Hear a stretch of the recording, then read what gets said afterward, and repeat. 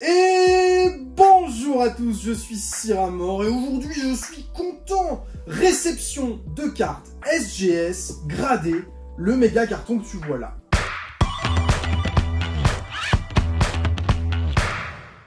Alors oui, SGS, c'est la société de David Lafarge, on entend plein de choses sur SGS, du positif, du moins positif.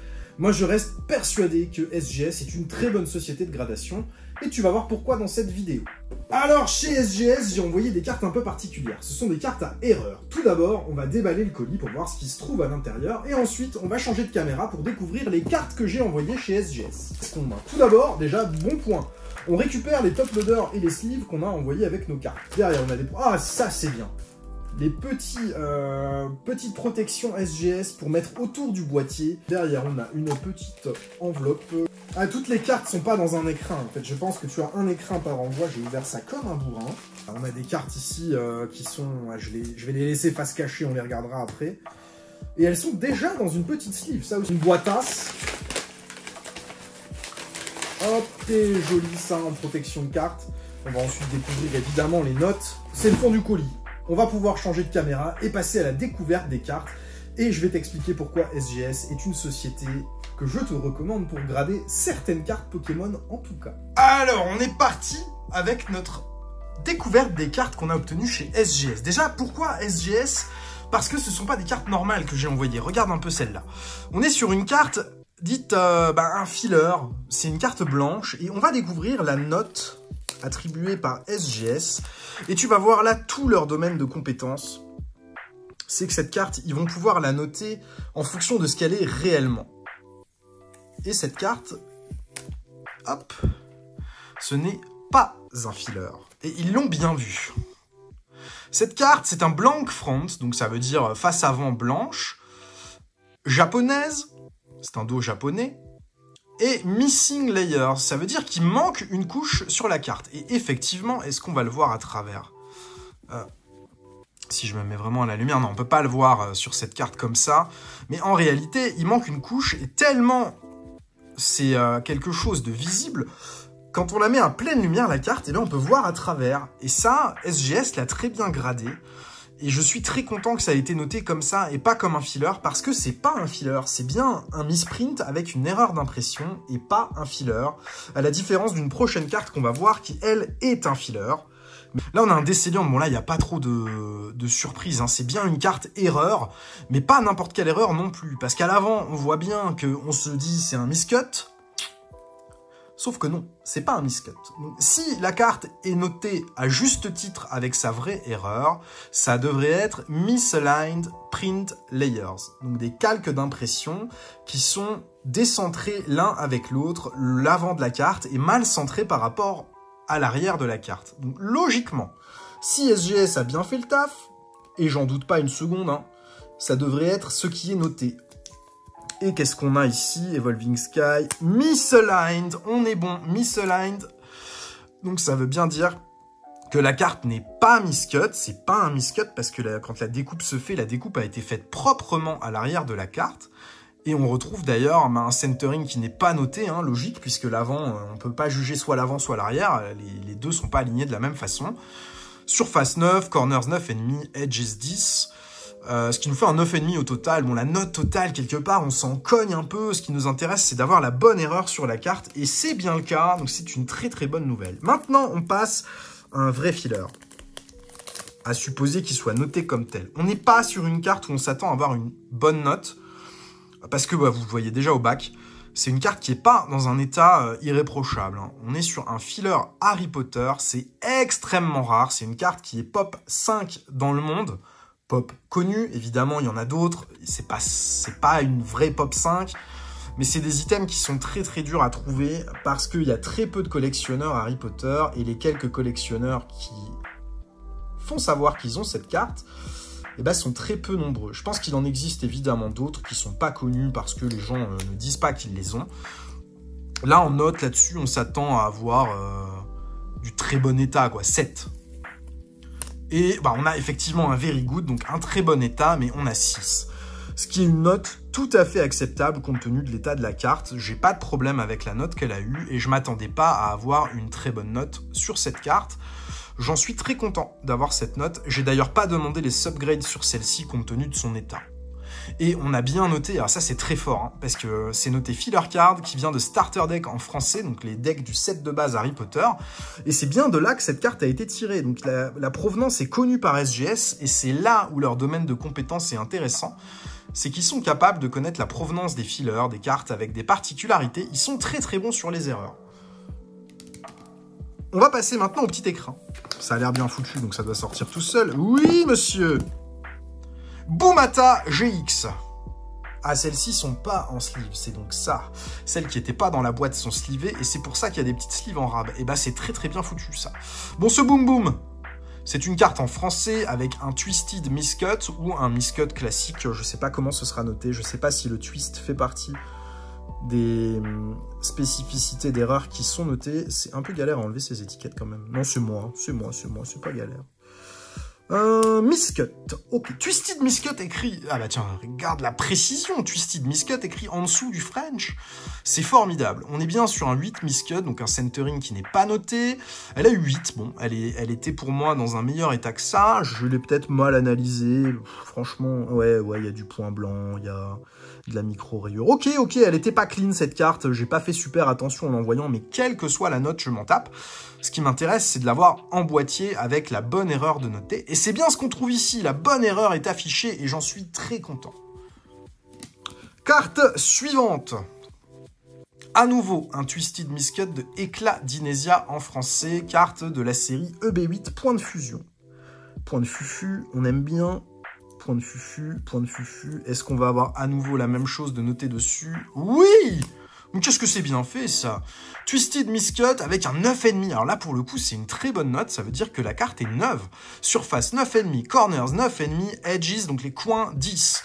Pas du tout. Edges, c'est pas les coins, c'est les tranches. Il raconte n'importe quoi. Mais tu m'as compris. 9,5, 9,5, 10, 9,5 au total.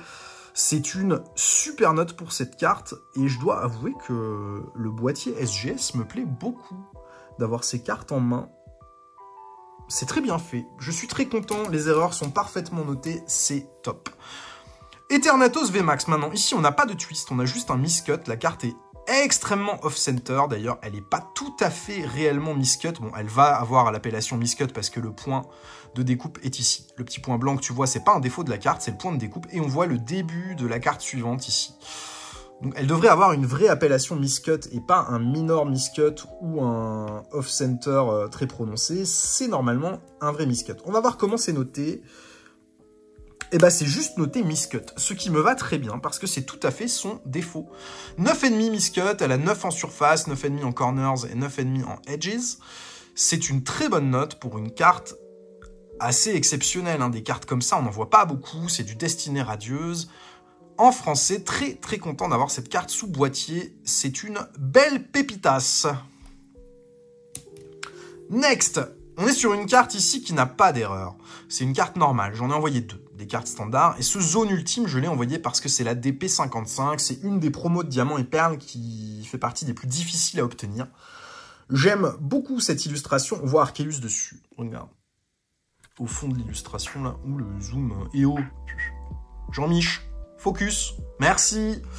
Très belle illustration, j'aime beaucoup. Donc je voulais faire grader. Voilà, c'est tout. J'en ai plusieurs, j'en ai envoyé qu'une. Et on a 8, c'est décevant. 8, c'est décevant parce que parmi les exemplaires que j'ai, ben, c'est un exemplaire que je pensais être parmi les meilleurs. Après, c'est des promos qui sont sortis de racks. C'est des promos qui étaient imprimés en masse, stockés dans des racks et qui ont été revendus par la suite par des gens qui ont pu obtenir des racks. Donc, le 8 est une note assez classique sur des cartes sorties de rack. Hein. C'est un peu comme le Groudon de Hex, Légende oubliée, la secrète, le Box Topper, qu'on peut retrouver dans des états similaires à cette carte. Tu vois, on voit ici un petit point blanc. Voilà, c'est bon, elle doit valoir son 8. Je pense que j'étais un petit peu trop exigeant en voulant une meilleure note que ça. C'est pas mal noté. Centering 9,5, ça, on s'en fiche. Surface 8, Edges 8. Ok, c'est ça qui la pénalise. Ça reste une carte en super état et pas commune. Maintenant, la deuxième non-erreur, enfin une non-erreur. On pourrait croire que c'est une erreur en la voyant parce que c'est une reverse sans l'effet reverse de Hex Emerald. Mais cette carte-là, c'est une carte promotionnelle de l'époque Hex Emerald, ce qui fait qu'elle est non holographique mais que c'est normal. si elle avait été sortie de booster, cette carte, elle aurait eu un effet holo, un pattern holographique sur la carte. Ici, elle l'a pas. Donc, il n'y a pas d'erreur, c'est normal. On a, déjà, le 8 en corners, il me plaît pas non plus, mais c'est la même provenance que l'autre. Oh, ça, là, ça va faire mal. 8, bon, elle prend 8 quand même avec un 7 en surface. Elle a une sale note, hein. Elle a une sale note.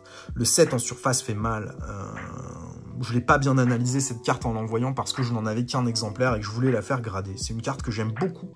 Et c'est une illustration de Fukuda qui a fait les cartes Star sur le bloc X. Donc ce Pikachu aurait pu être un Pikachu Star. Et elle est belle quand même, cette carte. C'est une très belle illustration. Moi, c'est pour garder dans la collection, hein. C'est pas grave si ça a 8. Mais voilà, on passe à la carte suivante. On a un Branette. Et là, le défaut, il va être difficile à vous montrer à la caméra.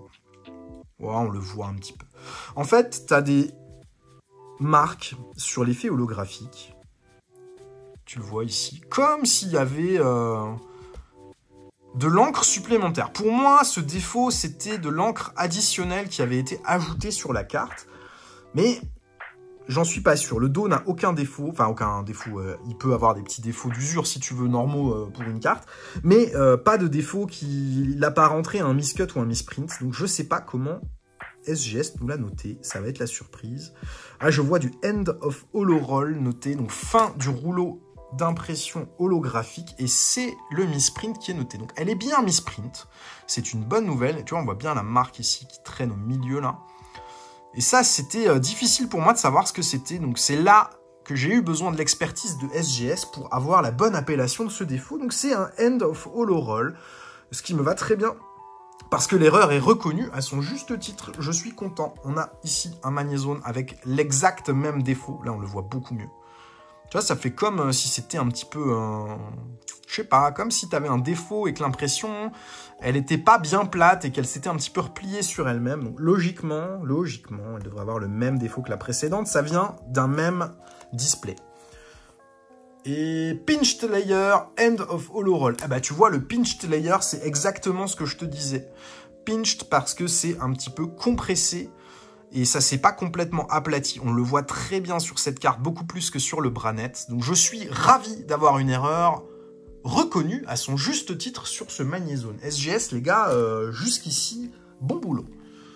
On passe maintenant à un Berserkat de Galar de Origine Perdue. Lui, il n'y aura pas de surprise. Il va avoir une appellation Miscut. Au même titre que le Eternatus qu'on a vu tout à l'heure. Il n'y a pas d'autres défauts sur cette carte. Il n'y a pas de piège.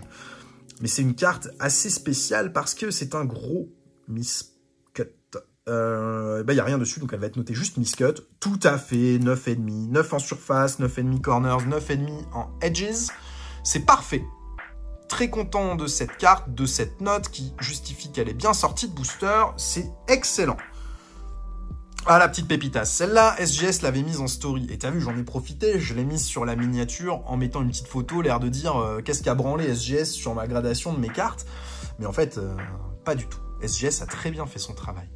Et je vais te montrer pourquoi. La carte est bien mise à l'envers dans le booster, mais seule la face avant est à l'envers. La face arrière est parfaitement à l'endroit et elle est miscut à l'arrière. Enfin, elle n'est pas vraiment miscut comme tout à l'heure. Misaligned Print Layer.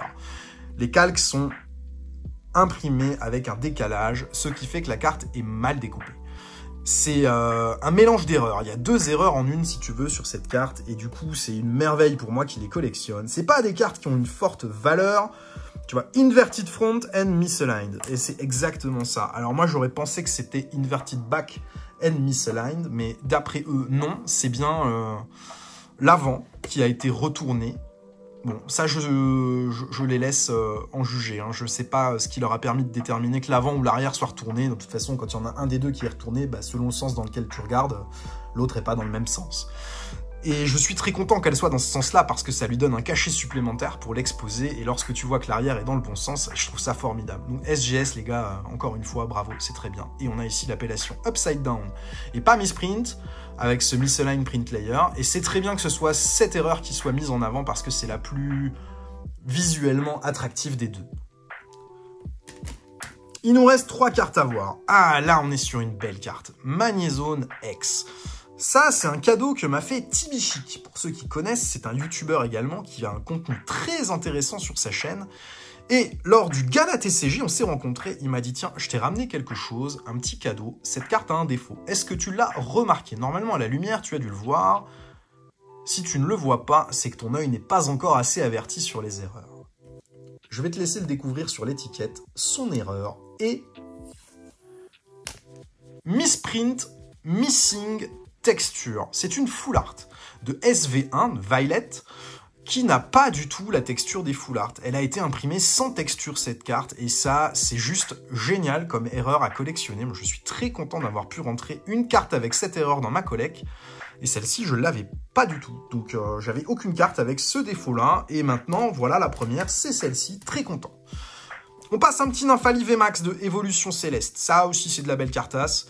Comme tout à l'heure, pas de défaut à l'arrière. Elle vient du même display que le Décéliande. Et son défaut à elle, c'est que, regarde le bas, elle est misaligned. Print Layers, encore une fois, décentrée vers le bas sur la face avant uniquement. Et on va avoir comme note, normalement du 9 ou 9,5 aussi là-dessus, c'est aussi du sorti de booster, voilà, Misaligned, 9,5, French, Pokémon, Evolving Sky, c'est parfait. SGS a bien géré les erreurs, là je suis très très content que tout ressorte parfaitement, c'est très cool. Dernière carte de cet envoi, et on est sur une Rosemary de EB1. Ça commence à dater un petit peu maintenant, épée et bouclier. C'est pas moi qui l'ai sorti de booster, hein, comme quasiment toutes les cartes qu'il y a ici, c'est des cartes que j'achète et que je garde dans ma collection. J'aime bien les avoir en boîtier. Jusqu'à maintenant, j'aimais beaucoup avoir des boîtiers CGC, mais CGC a changé d'étiquette et la nouvelle ne me plaît pas du tout. Alors, je suis passé chez SGS, tout simplement. Rosemary, bon, ici, ça va être juste un miscut. Elle a pris 8, c'est un peu dur.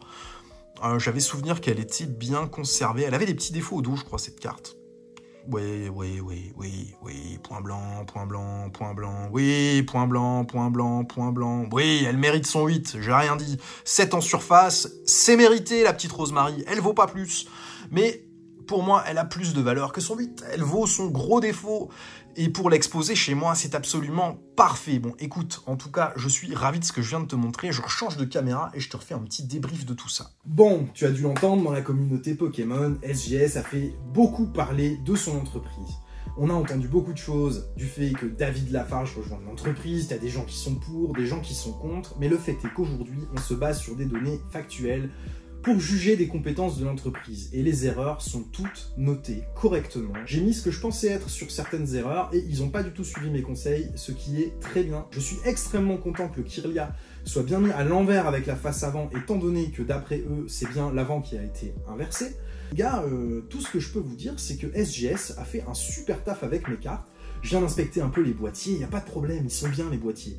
J'ai passé commande sur le site de SGS le 28 juillet 2023. J'ai reçu les cartes aujourd'hui, le 15 septembre. Au moment où est tournée cette vidéo, toi tu la vois un petit peu plus tard. Globalement, c'est un délai hyper court. Il s'est passé moins de 2 mois entre le moment où j'ai passé la commande et le moment où je les ai reçus chez moi. Certes, il y a beaucoup de sociétés de gradation qui ont émergé ces dernières années en France, mais je pense qu'SGS font partie des gros. Alors on avait testé Collectora qui était très bien, SGS maintenant, PCA, j'ai fait mon expérience aussi avec eux pour les entreprises françaises. Ne me demandez pas d'aller tester d'autres entreprises que celle-ci, je fais uniquement des tests sur les entreprises pour lesquelles j'ai vraiment envie de grader des cartes, parce que ça a un intérêt dans ma collection. SGS, je vais continuer d'envoyer mes cartes à erreur. Pour les cartes standards, j'ai beaucoup de choses à faire grader, je sais pas encore si j'envoie une partie chez Collectora, une partie chez SGS pour les cartes standards, ou si je laisse les cartes comme ça sans les grader, parce que finalement c'est pas si mal. Donc n'hésitez pas à me partager en commentaire vos avis sur cette vidéo. En tout cas, vous avez le mien. Moi, de mon côté, je suis très satisfait de ce que j'ai vu chez SGS. Je trouve que l'écran est de toute beauté. C'est un petit plus, mais ça rend super bien. Et les petites sleeves qui arrivent avec pour protéger les cartes, et ben c'est top aussi. Donc merci beaucoup à l'équipe de SGS, vous avez fait un super taf sur mes cartes. Et c'est pas du tout un partenariat, je suis pas affilié avec SGS, que tout le monde se calme. N'allez pas dire le Six, il est en partenariat avec SGS, c'est non. Allez, comme t'es un mec sympa, je te la montre. La prochaine qui va partir chez SGS. Attention, elle pique les yeux celle-là. Holo Shift, baby. Merci à vous d'avoir suivi cette vidéo, je vous souhaite une très bonne journée, à bientôt, au revoir.